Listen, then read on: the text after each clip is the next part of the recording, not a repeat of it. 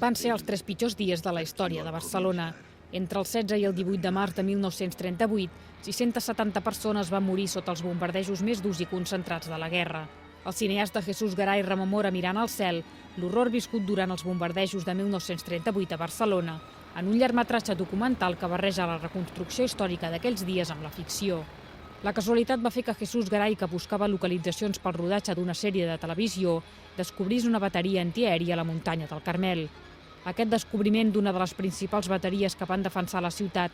va despertar en el cineasta la necessitat de fer un homenatge a Barcelona i a l'instint de supervivència de la gent. Barcelona fue una ciudad mártir, una ciudad bombardeada, una ciudad en que la gente construyó 1.300 refugios para huir de las bombas, pero también fue una ciudad que, aunque a una escala muy pequeña y dentro de sus posibilidades, se defendió, y también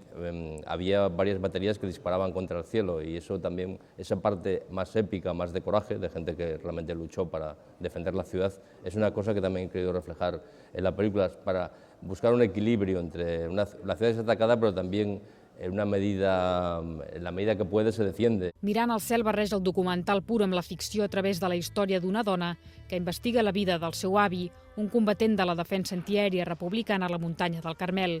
Aquest soldat manté un diàleg impossible amb un aviador italià que va bombardejar la ciutat i ara torna a la ciutat com a expert en l'obra de Dante. Els efectes digitals d'última generació s'han endut gran part del pressupost d'aquesta pel·lícula, ja que no hi havia imatges filmades d'aquells dies i només existien fotografies. Una de mis ideas cuando inicié el proyecto era que con las nuevas tecnologías intentar reproducir secuencialmente este horror que seguramente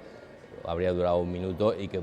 claro, no había, en ese momento las cámaras eran muy primitivas, los operadores eran muy pocos y, claro, no hay imágenes directas de, esto de los aviones sobre el cielo, las bombas cayendo, la ciudad reventando, ¿no? Un dels objectius del documental és mostrar un tros d'història que, tot i ser força recent, sembla pràcticament enterrat i oblidat. Pienso que siempre es bueno hacer pedagogía de algo horrible que pasó y que la gente, como mínimo,